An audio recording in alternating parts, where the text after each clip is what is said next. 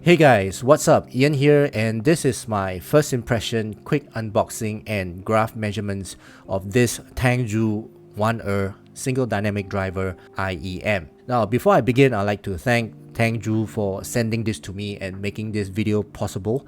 I appreciate this very much. But guys, rest assured that whatever I say in this video is my own opinion. This video is not scripted, and Tang will be watching this video together with you guys. Okay, so Tang 1 this is retailing for $19 at the time of filming this video. And you know, when I look at this box, right, it doesn't tell me that it's a $19 IEM lah.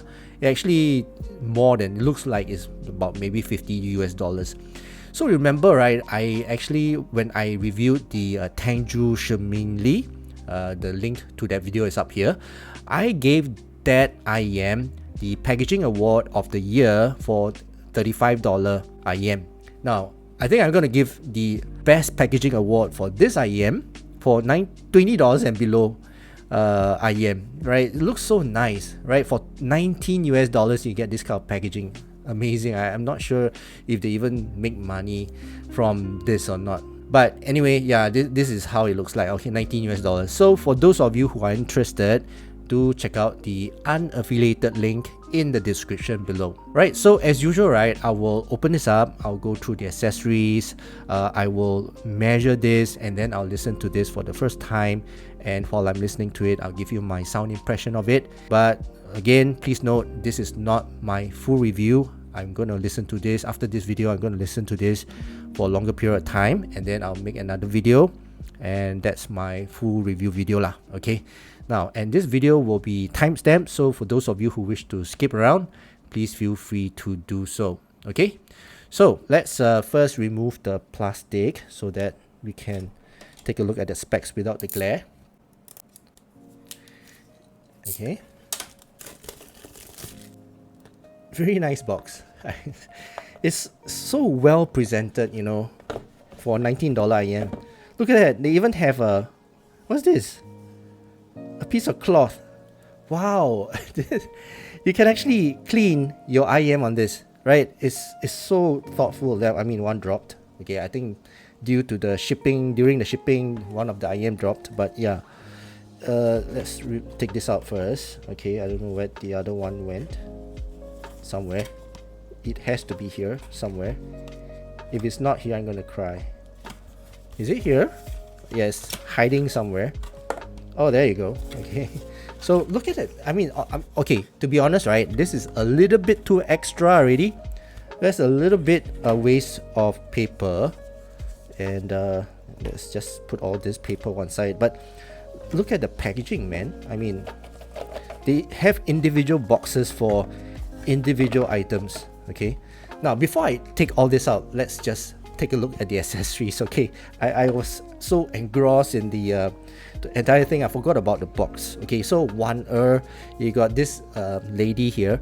Now in Chinese, right, Chinese history, this woman here is actually so-called one of the assistants lah in the court of Wu Zetian or Zetian Wu. Okay, Zetian Wu is the empress lah, and this lady here, she actually started with as a slave. Okay, and then after that she slowly climbed up the ladder, and she became one of the most powerful courtesans in that time lah. Okay, and she's a flirt accordingly. I think she's a flirt. She, you know, flirts around. Anyway, yeah, she's quite a powerful lady, and she was one of the courtesans lah for Wu Zetian. Yeah, I pronounce that Wu Zetian, not Zetian Wu. Okay. Right, so much for the history. Now take a look at the specs itself lah. Okay, it's a 10mm dynamic driver. Okay, sensitivity is 107, impedance is 20 ohms, frequency range is 20 to 20,000 hertz, and that's it lah. Okay, so that's for the box. Now coming back to this, look at the individual box. For just the cable itself, there is an individual box. Okay, look at that. There's also a individual plastic bag for the cable. I hope it's a good cable lah, because you know, then all this packaging will be a waste. Okay, it's a braided cable, And okay lah, I mean 19 US dollars, the quality of cable, right, is okay only lah. You know, it's braided lah. Okay, it's braided, right? And not bad. I mean, it's L angled, 3.5 headphone jack, and is 4 core. Well, at least it's linked. All right, it's not braided in that loose form. This is a link braiding, so it does not come loose. Okay, the Y splitter is plastic. Is there like a chin slider? No chin slider. And ear hooks, okay lah, quite soft, not bad. Okay, later I'll try it out. And this is the QDC style 2-pin connector, right? And this is the, I don't know what this is, ear tips, individual box for ear tips, I guess. Yeah, okay, so ear tips, and you have color coding for this ear tips, and quite a lot of ear tips. Okay, it's not just 3 sets or sometimes even 2 sets. It's more than 3 sets. Let me count them. 6 sets of ear tips. So which means there are 2 types of ear tips here. So let me just take the 2 types out. Okay, right, so again, I remind you guys, this is 19 US dollars. Again, I'm wondering how they make money. But anyway, this is the wider bore. Okay, so wide bore, narrow bore, or actually it's quite normal bore. And the ear tips quality is not bad. It's not the flimsy type. The inner core is quite hard. Is a pretty good quality ear tip, I might say. I mean, the flange is a little bit on the softer side. It's quite grippy. Okay, the wider bore one is maybe not so grippy, but the narrow bore one is quite grippy. Okay, later I'll try. But yeah, it's pretty good quality ear tips for $19. Okay, and yeah, that's the accessories. Now where's the earphones? Oh, okay, there you go. Okay, now let's take a look at the earphones themselves. All right, the IM. So this is the white color one. There are 2 colors, the black and the white. So this is the white, and it's clear. So if you look at the shell, right, the faceplate, right, is got embossing inside. Okay, and you can see that the pattern here in the front, and it's smooth lah. It's smooth. Okay, it's a clear acrylic shell, very obvious. You don't see any glue at all. I don't see any glue. It's so well made, you know. There's no glue, nothing. The entire shell itself, you know, if you look at it, right, there's no flaw to it. Some other IEMs that I've seen, you can see all the glue all smeared around the edges and all that. For this one, I don't see lah. Okay, a very nice pattern of faceplate. I mean, this is a typical IEM shape lah. Okay, which I'm quite used to. And then you can see here I can see a bit of glue lah. Okay, for the driver. But other than that, I don't see any glue. Okay, then the connector here, the cable to the driver itself, and I think there's a vent here somewhere. And this is the nozzle lah. So it's a pretty normal bore, which here you got the paper filter. Okay, black paper filter. Okay, so very nice shell. I mean, and sturdy. I feel that, you know, it's not heavy, it's not too light. It's pretty good. It's pretty normal size shape shell for 19 US dollars. Yeah, very nice. Okay, so now let me take out my measuring rig and let's measure this and see how it graphs like. Okay, so be right back. Okay, so I'm back, and as you can see, I brought out my measuring rig. And previously in my previous video, I mentioned that I changed my cable. So this is the new Kotori cable. Other than that, everything else remains the same. And I've done all the calibration and all that, so I'm not gonna make you guys watch through all that. So basically it's just the measuring lah. Okay, so let's put in the left side. So as you can see, this is the left side. Let's put it into the coupler. Make sure the insertion is correct. Now let's go to the computer and let's measure. First, let's change the name. Okay, so this would be the Tang 2-1. Right, first we check the levels. 87 dB. Okay, very good. So let's see how it graphs.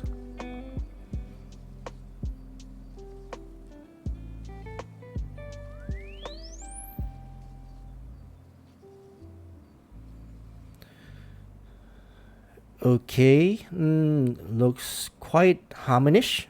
Yep.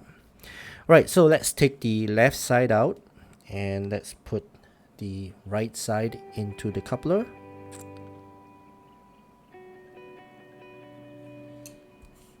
Okay, now let's go back to the computer and let's measure the right side. First, check the levels. 87 dB, that's very good. Let's begin.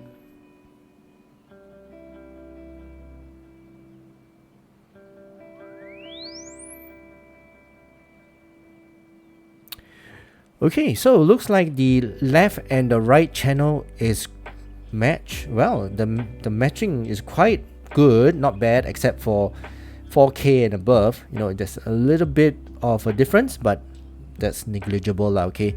So looking at the bass, is not a well. The peanut gain is for the upper treble is quite prominent, okay, and it's got a lot of air, quite a lot of air. Presence wise, it's not too present, which is good. You know, you don't want it to be too harsh. And the bass is also not a bassy IEM actually. You know, the treble actually has got more presence as compared to the bass. But the mids is obviously, I mean, if you look at it, it's like a U shape, so it's a recessed mids lah. Okay. Alright, so let's take out my iPad and let's listen to this for the first time. So be right back.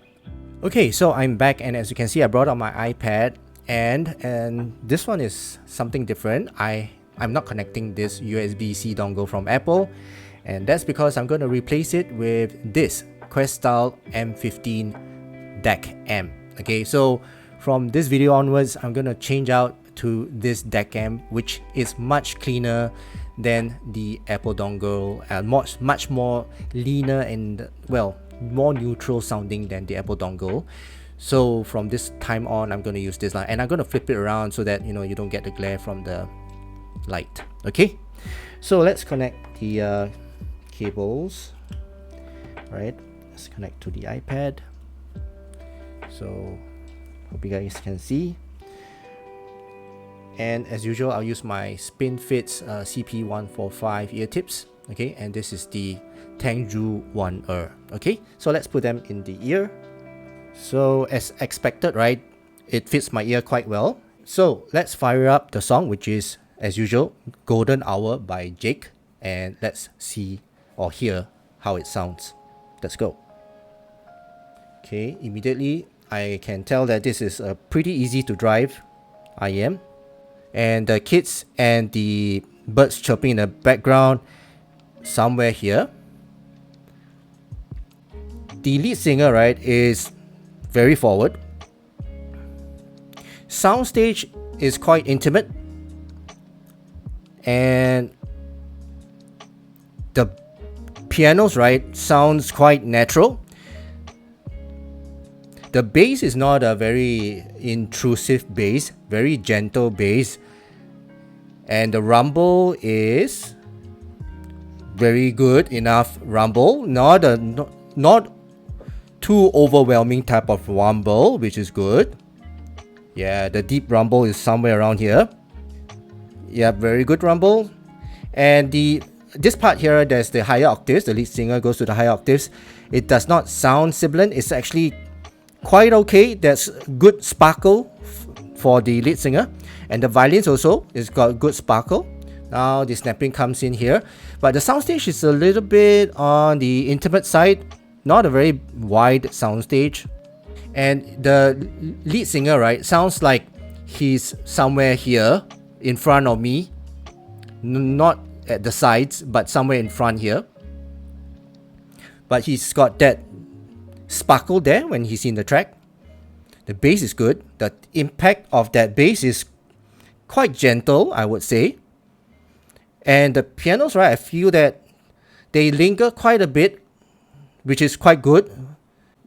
Now, the bitiness of the lead singer, right, I find that he's quite bitey. It's not to a point whereby it's too harsh, but I can feel that energy from the lead singer. At the same time, he's got that energy and sparkle. But after that, right, I find that the treble wise is a bit dark. It's not a very present treble. Okay, so the lead violin is in already. The position of the lead violin is somewhere here. Birds are chirping somewhere here, and the kids are playing around here, so which is correct. And the bass drop comes in now, and I don't hear any distortion from the bass drop, which is good. And the background violin comes in. You know, violins, they sound sweet and not a very sharp type of sound which I hear from them. It's okay. It's just that the soundstage and the details, I guess. Yeah, the details. Alright, so let's take the Warner out from my ears. Okay, so not bad. I mean, $19 and this is the sound I get. So just a very quick conclusion. Again, this is not my full review. So a very quick conclusion. Soundstage is intimate. Okay, the bass is not a very impactful or rumbly bass. In fact, I can hear it but not really feel it. So bass is okay. In fact, it's just nice. Okay, it's not too much. It's a bit just there lah. Okay, it's not too much. The mids is actually forward. Okay, violins and the vocals are actually quite forward. They sound a bit natural, and the lead singer, right, has got a bit of a bite there in terms of not the harshness. I mean, bite is the harshness, but not as harsh as some other IEMs that I've tried. Bite's okay. And then for the treble, it's a little bit on the darker side, but it's more of it's quite airy dark treble. Okay, airy dark treble. That's what I feel. That's what I hear lah. Okay, so I mean, it's not dark to extent that it's very dark until you cannot hear the details. I mean, the clarity is there. You still can hear it, but it's not sibilant, it's not shouty, and it's definitely not sharp lah. Okay, so yeah, that the presence is just okay, just nice, and it's got a good presentation lah. Okay, for that treble. All right, so that's it for my very first impression of this Tang Warner. I hope you guys enjoyed watching this video, and if you did, please give this video a thumbs up lah, and please don't forget to subscribe to my channel.